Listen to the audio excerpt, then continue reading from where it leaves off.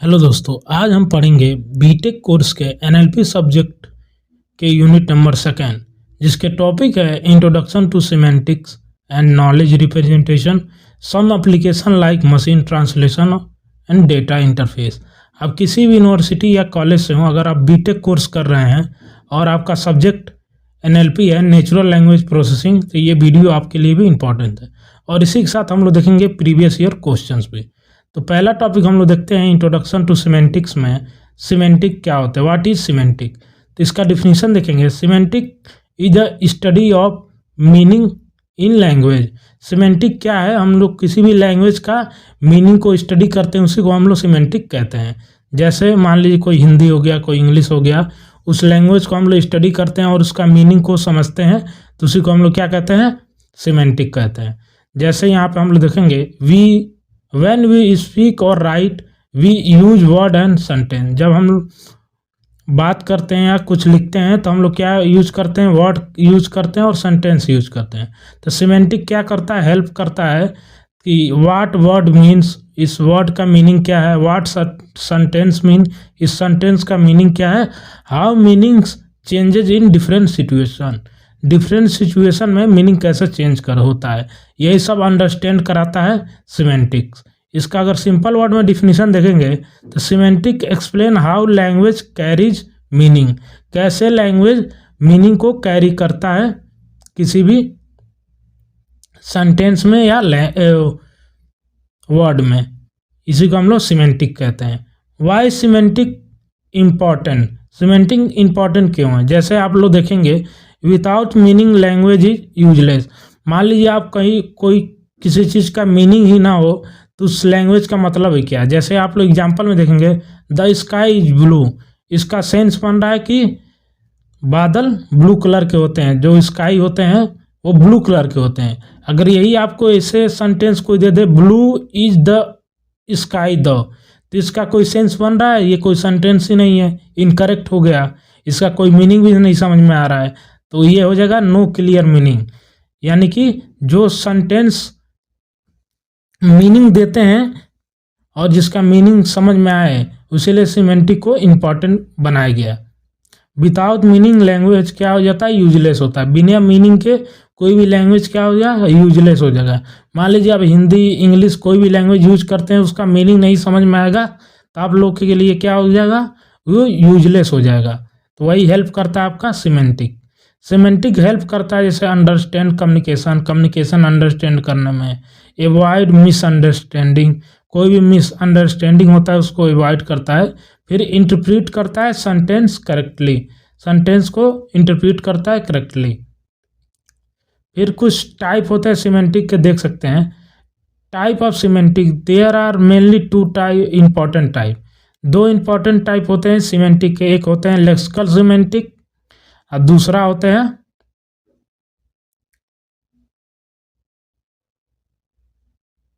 Sentence semantic. तो एक एक करके हम लोग देखते लेते हैं। पहला देखेंगे लेक्सिकल सिमेंटिक। लेक्सिकल एनालिसिस दूसरा कुछ होता है, सिमिलर ही होता है लेकिन उसमें कुछ और होता है, उसमें टोकन में जनरेट करते हैं किसी वर्ड को। लेकिन लेक्सिकल सिमेंटिक ये दूसरा कुछ होता है। इसमें हम लोग क्या करते हैं, इसका डिफिनीशन देखेंगे। This study the meaning of individual words. इसमें क्या करते हैं, इंडिविजुअल जितने भी वर्ड होते हैं उसके मीनिंग को स्टडी करते हैं। जैसे मान लीजिए ये लिखा है there are mainly two important type, इसके एक एक वर्ड को मीनिंग को समझते हैं, उसी को हम लोग क्या कहते हैं, लेक्सिकल सिमेंटिक। जैसे देयर का मीनिंग क्या हो गया, आर का मीनिंग क्या हो गया, मेनली के एक एक वर्ड को, इंडिविजुअल वर्ड को मीनिंग को समझते हैं, उसी को हम लोग कहते हैं लेक्सिकल सिमेंटिक्स। इसमें कुछ होते हैं जैसे सिनोनिम्स हो गए। सिनोनिम्स क्या होते हैं, सेम मीनिंग। जैसे वर्ड डेथ है सिमिलर मीनिंग। कुछ वर्ड होते हैं जिसके सिमिलर मीनिंग होते हैं, जैसे बिग होता है लार्ज, बिग का मतलब बड़ा होता है, लार्ज का मतलब भी बड़ा होता है। हैप्पी और जॉयफुल दोनों का मतलब ही खुशी होता है। और एंटोनिम्स देखेंगे अपोजिट मीनिंग, जिसका अपोजिट मीनिंग होता है। जैसे हॉट हो गया तो कोल्ड होगा, और गर्म है तो ठंडा, और बड़ा है तो छोटा, टॉल होगा तो शॉर्ट।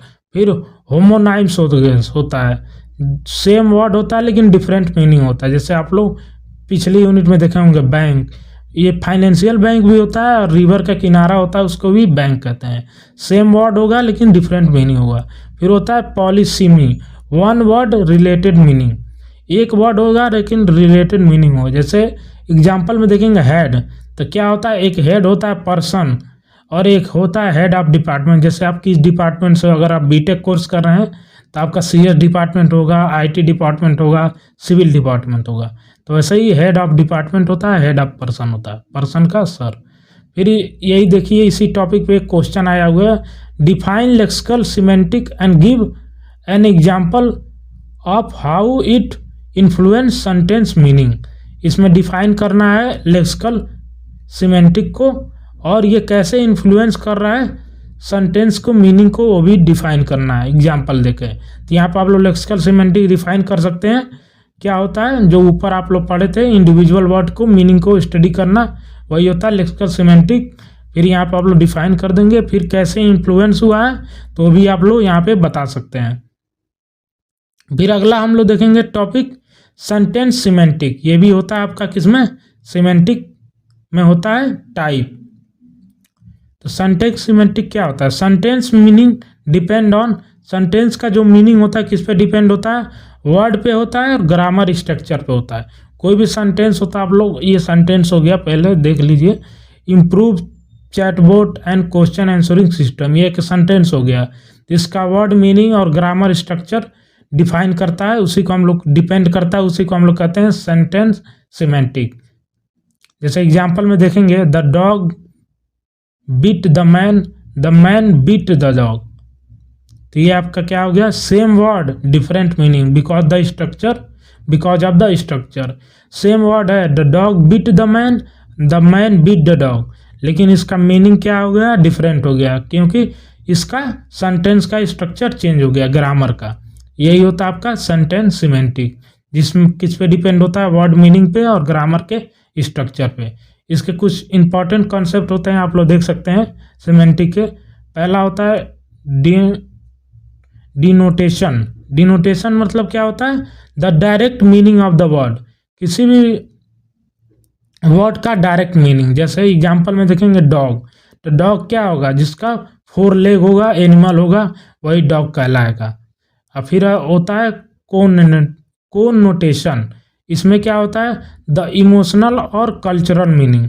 कोई भी इमोशनल और कल्चरल मीनिंग को हम लोग क्या कहते हैं, कोनोटेशन। जैसे होम हो गया तो डिनोटेशन क्या हो गया, ए हाउस हो गया। और कोनोनेशन क्या हो गया, वर्थ मी, कंफर्ट, फैमिली। अगर एक हाउस है तो कंफर्ट होगा, उसमें एक फैमिली होगी, तो यही होता है कोनोटेशन। फिर अगला देखेंगे हम लोग रिफरेंस। रिफरेंस क्या होता है, a real world object a word refer to. एक रियल वर्ल्ड ऑब्जेक्ट होता है जिसको हम लोग रिफर करते हैं। जैसे मान लीजिए आप लोग हॉस्पिटल में जाते हैं तो जांच कराने के लिए, तो वो दूसरे कोई हॉस्पिटल में भेजते हैं तो वहाँ पर लिखा रहता है रिफर बाय डॉक्टर, ये तो ऐसा ही होता है रिफरेंस। जैसे किसी के रेफरेंस से आप लोग जॉब करने जा रहे हैं तो ये रिफ़र किए हैं आप लोग के जॉब के लिए, तो वहाँ पे आप लोग जाते हैं, वैसे होता है रेफरेंस। जैसे the president of India refer to a specific person, जो प्रेसिडेंट ऑफ इंडिया है वो रिफ़र करते हैं स्पेसिफिक पर्सन में। फिर सेंस होता है the relationship between word. Sense क्या होता है, रिलेशनशिप बिटवीन वर्ड। कोई भी वर्ड होता है उसके बीच में जो रिलेशनशिप होता है उसी को हम लोग सेंस कहते हैं। जैसे teacher and educator have similar sense. Teacher है तो क्या होगा, एजुकेटर ही होगा। अगर टीचर है तो पढ़ाएगा ही है, ये थोड़ी ना को गाना गाएगा। तो ऐसा ही होता है आपका सेंस। तो ये देखिए क्वेश्चन आया हुआ है, what do you mean by semantic, discuss about the component and element of the semantic analysis. Semantic के बारे में पूछा गया है। देखिए सिमेंटिक से बहुत ही सारे क्वेश्चन आते हैं। ऊपर आप लोग देखिएंगे ये आया है लेक्सिकल सिमेंटिक, ये सिमेंटिक के अंदर का ही है, तो आप लोग डिटेल में पढ़ लीजिएगा। ये नोट्स आपको theallnotes.com पे वेबसाइट पे मिल जाएगा, नहीं तो डिस्क्रिप्शन में लिंक होगा, यहाँ से जाके आप लोग डाउनलोड कर सकते हैं। तो यहाँ पे देखेंगे इसका भी आंसर, सिमेंटिक का यहाँ पे डिफिनीशन हम लोग डिफाइन कर देंगे, फिर इसके कुछ कंपोनेंट होते हैं वो भी हम लोग डिफाइन कर देंगे। जैसे कंपोनेंट में क्या होता है, वर्ड, सेंस, डिसएम्बिगुअस होता है, फिर होता है नेम, एंटिटी, रिकॉग्नाइजेशन, फिर होता है आपका सिमेंटिक रोल लेबलिंग, ये सब क्या होता है, कंपोनेंट होता है आपका सिमेंटिक का, ये आप लोग पढ़ सकते हैं। फिर रिलेशनशिप आइडेंटिफिकेशन होता है। फिर एलिमेंट क्या होता है सिमेंटिक के एनालिसिस के, आप लोग सिमेंटिक एनालिसिस पढ़े ही होंगे पिछले यूनिट में। वर्ड मीनिंग हो गया, सेंटेंस मीनिंग हो गया, कंटेक्स्ट हो गया, लॉजिकल रिप्रेजेंटेशन हो गया, ये सब होते हैं आपके एलिमेंट होते हैं सिमेंटिक एनालिसिस के। फिर आगे हम लोग देखेंगे important of semantic analysis. Semantic analysis important क्यों है, क्योंकि अंडरस्टैंड सेंटेंस मीनिंग्स, अंडरस्टैंड करता है सेंटेंस को, मीनिंग को, रिजॉल्व करता है एम्बिग्यूटी को, इम्प्रूव करता है मशीन ट्रांसलेशन को, इम्प्रूव करता है चैटबॉट को, फिर इम्प्रूव करता है सर्च इंजन को। इसीलिए सिमेंटिक एनालिसिस इंपॉर्टेंट है। अगर क्वेश्चन पूछेगा सिमेंटिक एनालिसिस क्यों इंपॉर्टेंट है तो आप ये लोग पॉइंट लिख सकते हैं। फिर देखेंगे अगला topic knowledge representation. Knowledge representation basically मान लीजिए आप कुछ जानते हैं, मान लीजिए आप कोई स्किल जानते हैं, उसको रिप्रेजेंट करना ही नॉलेज रिप्रेजेंटेशन होता है। जैसे इसका डिफिनीशन देखेंगे, इसको शॉर्ट फॉर्म में KR भी कहते हैं। Knowledge representation is a method use in artificial intelligence to store information in structure way so that computer can understand and use it. Knowledge representation क्या होता है, एक मेथड होता है आर्टिफिशियल इंटेलिजेंस में, जो क्या करता है इंफॉर्मेशन को स्टोर करता है स्ट्रक्चर वे में, जिससे क्या करे वो बाद में समझ सके और यूज कर सके। अगर सिंपल वर्ड में इसका डिफिनीशन देखेंगे तो knowledge representation is a way of organising knowledge so that machine can think and make decision. एक स्पेसिफिक ऑर्डर में नॉलेज को रिप्रेजेंट करे और जिससे क्या करे मशीन क्या करे, थिंक कर सके और डिसीजन ले सके। जैसे आप लोग यहाँ पे देखेंगे computer do not understand human language directly. Computer human language को डायरेक्टली अंडरस्टैंड नहीं करता है, ये आप लोग तो बचपन से ही बात जानते होंगे कि ये बाइनरी में खेलता है 0 और 1 में। तो ये क्या करता है, so we convert the knowledge into symbol logic rule structure, knowledge को इसमें कन्वर्ट कर देते हैं। Why do we need knowledge representation, हमें नॉलेज रिप्रेजेंटेशन की ज़रूरत क्यों पड़ी, क्योंकि computer need knowledge to answer question, make decision, solve problem, understand language, perform reasoning, ये सब की ज़रूरत पड़ी कि तभी हमको नॉलेज रिप्रेजेंटेशन की ज़रूरत पड़ी, तभी हम लोग नॉलेज रिप्रेजेंटेशन यूज करते हैं। क्योंकि कंप्यूटर को क्या चाहिए, ये सब स्किल चाहिए, जैसे आंसर क्वेश्चनिंग हो गया, make decision, solve problem, understand language, perform reasoning. जैसे एग्जांपल में देखेंगे, इफ़ वी से bird can fly, the system should understand bird क्या होगा, एनिमल हो जाएगा, फ्लाइंग क्या हो जाएगा, एबिलिटी हो गया। तो अगर and if you say parrot is a bird then the system should conclude parrot can fly. तो जैसे अगर पैरट बर्ड है तो पैरट फ्लाई भी कर सकता है, ये सिस्टम अंडरस्टैंड कर सकता है। This ability is conclude new fact called reasoning, इसी को हम लोग रीजनिंग कहते हैं। And it depend on proper knowledge representation, जो रीजनिंग किस पे डिपेंड होता है, प्रॉपर नॉलेज रिप्रेजेंटेशन पे। इसका गोल क्या होता है नॉलेज रिप्रेजेंटेशन का, represent fact clearly, allow reasoning, be simple and understandable, handle new knowledge easily. फिर टाइप और मेथड होता है रिप्रेजेंटेशन का, ये भी बहुत बार एग्जाम में पूछता है। पहला आता है लॉजिकल रिप्रेजेंटेशन, कैसे हम लोग नॉलेज को रिप्रेजेंट कर सकते हैं लॉजिकल रिप्रेजेंटेशन में। जैसे नॉलेज ही रिप्रेजेंट यूजिंग फॉर्मल लॉजिकल, किसी भी लॉजिक में नॉलेज को हम लोग रिप्रेजेंट कर सकते हैं। जैसे एग्जांपल में देखेंगे, राम ईट्स मैंगो, राम क्या करता है, मैंगो खाता है। तो इसको कैसे हम लोग रिप्रेजेंट कर सकते हैं, ईट राम कॉमा मैंगो, ऐसे हम लोग ब्रैकेट बना के रिप्रेजेंट कर सकते हैं। इसका एडवांटेज क्या होता है, क्लियर एंड प्रिसाइज होता है, सपोर्ट करता है रीजनिंग को। और किस में यूज होता है, expert system, AI reasoning system में यूज होता है। फिर अगला होता है नॉलेज रिप्रेजेंटेशन में सिमेंटिक नेटवर्क, जिससे हम लोग नॉलेज रिप्रेजेंट कर सकें। जैसे knowledge is represented as a graph, graph के द्वारा भी हम लोग नॉलेज को रिप्रेजेंट कर सकते हैं। जैसे concept are connected with relationship, जैसे एग्जांपल में देखेंगे, डॉग इज ए एनिमल। तो यहाँ पे हम लोग सिंबल लगा दिए हैं जिससे क्या होगा, रिप्रेजेंट हो जाएगा knowledge. Animal is a living things, it show क्या करता है, हायरार्की बताता है और रिलेशनशिप। इसका एडवांटेज होता है easy to understand visual structure. मान लीजिए ग्राफ है तो विजुअल स्ट्रक्चर होगा ही। फिर अगला होता है नॉलेज रिप्रेजेंटेशन का मेथड और टाइप फ्रेम होता है। फ्रेम लाइक डेटा स्ट्रक्चर, कोई भी डेटा स्ट्रक्चर में हम लोग डेटा को स्टोर कर सकते हैं, इंफॉर्मेशन को इन ए स्लॉट। कोई भी स्लॉट में हम लोग डेटा को जैसे मान लीजिए फ्रेम क्या होता है, डेटा स्ट्रक्चर लाइक होता है। डेटा स्ट्रक्चर आप लोग पढ़े होंगे, जिसमें क्या करता है, स्टोर करता है इंफॉर्मेशन इन स्लॉट। जो भी इंफॉर्मेशन होता है उस स्लॉट में स्टोर करता है। जैसे आप लोग देखेंगे एग्जांपल में स्टूडेंट फ्रेम बना दिया, नेम हो गया, एज हो गया, कोर्स हो गया। तो ये क्या हो गया, एक स्लॉट हो गया। नेम का अलग स्लॉट हो जाएगा, एज का अलग हो जाएगा, कोर्स का अलग, जिससे क्या होगा, एक डेटा स्ट्रक्चर बन जाएगा। जैसे नेम में आ जाएगा राहुल, एज में 20, कोर्स में BCA। फिर एडवांटेज इसका देखेंगे, स्ट्रक्चर फॉर्मेट होता है, इजी टू अपडेट। फिर अगला आता है रिप्रेजेंटेशन का स्क्रिप्ट। स्क्रिप्ट क्या रिप्रेजेंट करता है, आप पिछले भी यूनिट में पढ़े होंगे।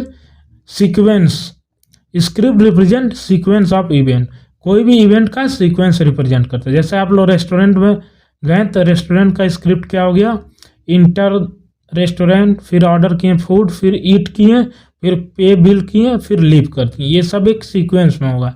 ये नहीं कि आप पहले ही गए और बिल पे किए अब बाद में ऑर्डर करें फूड, ये नहीं होता है, एक प्रॉपर सीक्वेंस में होता है। फिर आता है आपका प्रोडक्शन रूल, ये आप लोग भी पढ़े होंगे, इफ देन रूल, DSTL या कंपाइलर डिजाइनिंग में। प्रोडक्शन रूल क्या होता है, knowledge store as a rule.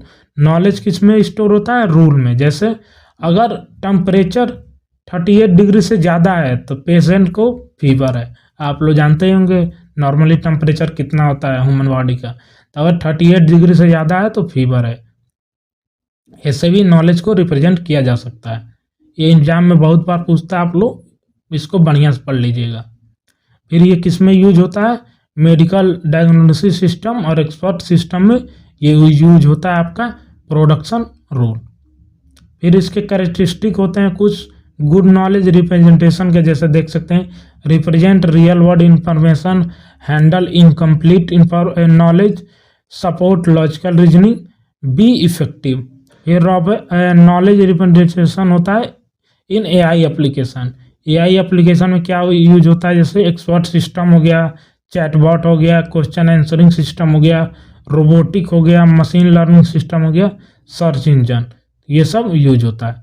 ये देखिए एक क्वेश्चन आया हुआ है आपके एग्जाम में, what do you mean by knowledge representation, discuss about the semantic and knowledge representation in NLP। तो यही सेम आप लोग, यही जितना आप लोग बताया गया है नॉलेज रिप्रेजेंटेशन के बारे में, आप लोग डिफाइन कर सकते हैं। नॉलेज रिप्रेजेंटेशन का डिफिनीशन हो गया, इसका नीड क्यों हो गया, क्यों हम लोग यूज करते हैं, फिर इसका टाइप और मेथड हो गया, ये सब आप लोग डिफाइन कर सकते हैं।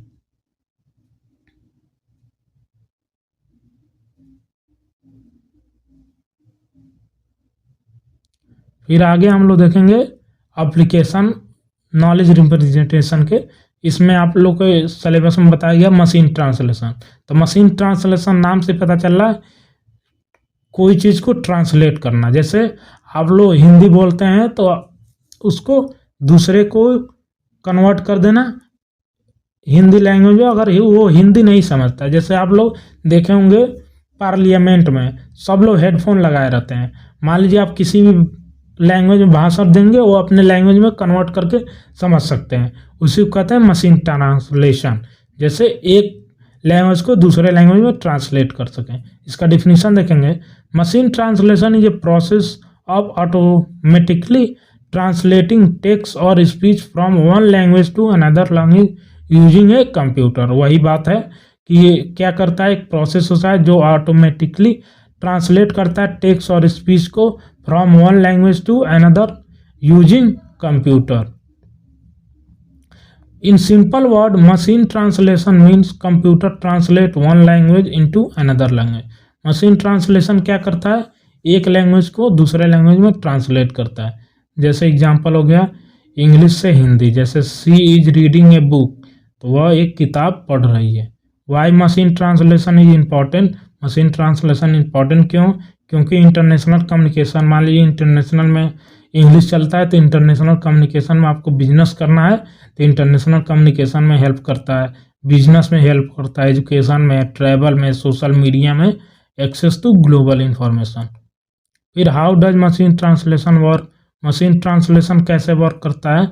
मेनली 3 स्टेप होते हैं। पहले एनालाइज करता है, फिर ट्रांसफर करता है, फिर जनरेशन करता है, जनरेट करता है। एनालाइज मतलब वर्ड ग्रामर हो गया, सेंटेंस का स्ट्रक्चर हो गया, मीनिंग हो गया, सबको एनालाइज करता है। फिर ट्रांसफर करता है सिस्टम को कन्वर्ट करने के लिए, फिर जनरेट करता है फाइनल ट्रांसलेशन सब्जेक्ट सेंटेंस। फिर टाइप होते हैं कुछ मशीन ट्रांसलेशन के। पहला होता है rule based machine translation, RBMT। इसमें क्या होता है? ग्रामर रूल्स होते हैं, डिक्शनरी होते हैं, लैंग्वेज रूल होते हैं जो चेक करते हैं। If verb is past tense then convert the past tense in target language. अगर वर्ब पास्ट टेंस में है तो उसको पास्ट टेंस में ही कन्वर्ट कर देंगे टारगेट लैंग्वेज। इसका एडवांटेज होता है ग्रामेटिकली कंट्रोल होता है, डिसएडवांटेज होता है इसका need many rule, difficult to maintain. फिर अगला होता है स्टैटिकल मशीन ट्रांसलेशन, SMT। इसमें क्या यूज करते हैं? This method use a large bilingual text data probability model, probability model का इसमें यूज करते हैं। The system learn translation pattern from data, जो भी डेटा होता है उससे ट्रांसलेशन का पैटर्न सिस्टम लर्न करता है। जैसे एडवांटेज में देखेंगे better fluency than rule based. Disadvantage होता है नीड लार्ज डेटा। फिर अगला देखेंगे न्यूरल मशीन ट्रांसलेशन, ये भी टाइप होता है मशीन ट्रांसलेशन का, NMT। जैसे modern machine using artificial neural network, deep learning, ये सब मॉडर्न मेथड यूज होता है। आर्टिफिशियल न्यूरल नेटवर्क और डीप लर्निंग इसमें हम लोग यूज करते हैं न्यूरल मशीन ट्रांसलेशन में। जो क्या करता है? ट्रांसलेट करता है होल सेंटेंस को instead of word by word, एक वर्ड बाय वर्ड को छोड़ के पूरे सेंटेंस को ही ट्रांसलेट कर देता है। इसका एडवांटेज क्या होता है? More natural translation, context aware. Disadvantage क्या होता है? Need powerful computer, powerful computer को जरूरत पड़ती है। फिर कुछ चैलेंजेज आते हैं मशीन ट्रांसलेशन में, जैसे एम्बिग्यूटी आप लोग जानते होंगे, बैंक होता है तो फाइनेंशियल हो सकता है, रिवर भी हो सकता है। फिर ग्रामर डिफरेंस हो गया, आई ईट राइस हिंदी मैं चावल खाता हूँ, वर्ड ऑर्डर चेंज हो गया तो दिक्कत हो जाएगा। फिर आई डो मूज हो गया, ये होता है मुहावरे, जैसे इंग्लिश में होगा it raining cat and dog, literally translate wrong, जो भी इसको ट्रांसलेट करेगा वो रॉन्ग करेगा, लेकिन system must be understand figurative meaning, इसका फिगरेटिव मीनिंग वो सिस्टम अंडरस्टैंड करेगा। फिर कल्चरल डिफरेंट होता है। फिर एप्लीकेशन होता है मशीन ट्रांसलेशन का कुछ, जैसे देखेंगे machine translation use in website हो गया, मोबाइल ऐप हो गया, इंटरनेशनल बिजनेस हो गया, गवर्नमेंट कम्युनिकेशन हो गया, एजुकेशन प्लेटफॉर्म हो गया, ट्रैवल एप्स हो गया। फिर एडवांटेज हो गया कुछ आप लोग पढ़ सकते हैं, fast transaction, low cost, ability 24/7, support many language. फिर इसके कुछ लिमिटेशन भी होते हैं, जैसे आप लोग देख सकते हैं, में प्रोड्यूस इनकरेक्ट मीनिंग, ये हो सकता है इनकरेक्ट मीनिंग भी प्रोड्यूस करे, struggle with complex sentence, cultural expression are different, ये सब कुछ लिमिटेशन हो गया। अगला टॉपिक हम लोग देखेंगे डेटाबेस इंटरफेस, जो NL होता है natural language interface to database. तो what is database interface? Database interface आप लोग DBMS सब्जेक्ट पढ़े होंगे तो आसानी से समझ जाएंगे। इसका डिफिनीशन देखें, a database interface is a system that allow user to interact with database. Database interface system क्या होता है? अलाउ करता है यूजर को इंटरेक्ट कर सके डेटाबेस से। जैसे normally database use query language, जैसे SQL हम लोग क्वेरी लैंग्वेज यूज करते हैं, but many user do not know SQL, so natural language interface to database allow user to ask question in simple English और any language. मान लीजिए बहुत लोग SQL नहीं जानते होंगे, तो नेचुरल लैंग्वेज इंटरफेस डेटाबेस क्या करता है? अलाउ करता है यूजर को कि किसी भी लैंग्वेज में आप लोग क्वेश्चन कर सकते हैं। और उसका रिस्पांस दिया जाएगा। जैसे a database interface allow user to ask question in normal language instead of writing SQL query.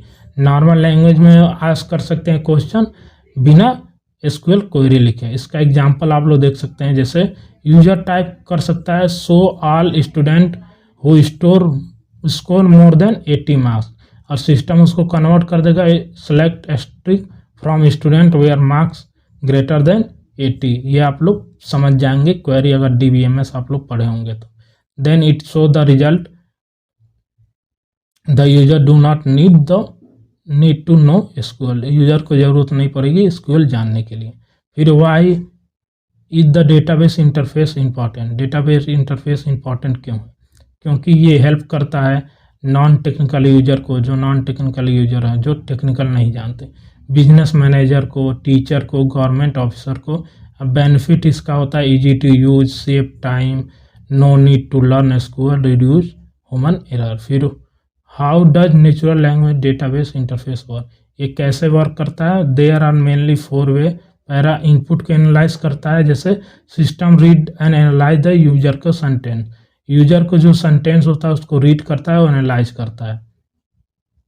फिर सिंटेक्स को एनालाइज करता है। The system check grammar structure, grammar की स्ट्रक्चर को चेक करता है। फिर सिमेंटिक एनालिसिस करता है। इट अंडरस्टैंड द मीनिंग, जैसे एम्प्लॉय हो गया, सेल्स डिपार्टमेंट हो गया, इसका मीनिंग अंडरस्टैंड करता है। फिर क्या करता है? क्वेरी को जनरेट करता है। The system convert meaning into SQL, जैसे सेलेक्ट टेक्स्ट फ्रॉम एम्प्लॉय व department equal to sales. Sales के डिपार्टमेंट को सेलेक्ट करना है। जैसे ये किस तरह की वर्क करता है? मेनली 4 स्टेप में वर्क करता है। Input analysis, syntax analysis, semantic हो गया, क्वेरी जनरेशन हो गया। फिर इसके कुछ कंपोनेंट होते हैं डेटाबेस इंटरफेस के, जैसे यूजर इंटरफेस हो गया, पार्सर हो गया, सिमेंटिक इंटरप्रीटर हो गया, क्वेरी जनरेटर हो गया, डेटाबेस मैनेजमेंट सिस्टम हो गया। ये सब कंपोनेंट होते हैं। अगर आप डेटाबेस यूज किए होंगे तो जानते ही होंगे। इस टाइप होता है कुछ डेटाबेस के, कमांड बेस्ड इंटरफेस, जैसे हम लोग कमांड करते हैं। फिर मेनू बेस्ड, जिसमें हम लोग क्या करते हैं? सेलेक्ट करते हैं ऑप्शन फ्रॉम मेनू। फिर फॉर्म बेस्ड, जिसमें हम लोग फॉर्म भरते हैं, यूजर फॉर्म भरता है। फिर नेचुरल लैंग्वेज इंटरफेस होता है, जिसमें आस्क करते हैं क्वेश्चन नॉर्मल लैंग्वेज में। फिर कुछ चैलेंजेज आते हैं इसमें भी, नेचुरल लैंग्वेज डेटाबेस इंटरफेस में। मान लीजिए कोई भी चीज़ बन रहा है तो उसमें चैलेंजेस तो आएंगे। एम्बिग्यूटी हो गया, सिनोनिम्स हो गया, कॉम्प्लेक्स क्वेरी हो गया, ये सब आपके चैलेंजेज होते हैं। जैसे एम्बिग्यूटी, सिनोनिम्स, कॉम्प्लेक्स क्वेरी, ये आप लोग समझ ही जाते होंगे टॉपिक से। फिर एप्लीकेशन होते हैं कुछ डेटाबेस इंटरफेस के, जैसे use in banking system, school management system, hospital management system, e commerce website, government record, business analytic. यहीं पे आपका यूनिट ख़त्म होता है। आशा करते हैं आपको सभी टॉपिक समझ में आया होगा। और कोई भी टॉपिक छूट जाता है या समझ में नहीं आता है तो आप कमेंट जरूर कर सकते हैं। और ऐसे इंटरेस्टिंग वीडियो के लिए लाइक करें, शेयर करें और सब्सक्राइब करें अगले यूनिट के लिए। धन्यवाद, मिलते हैं अगली वीडियो में।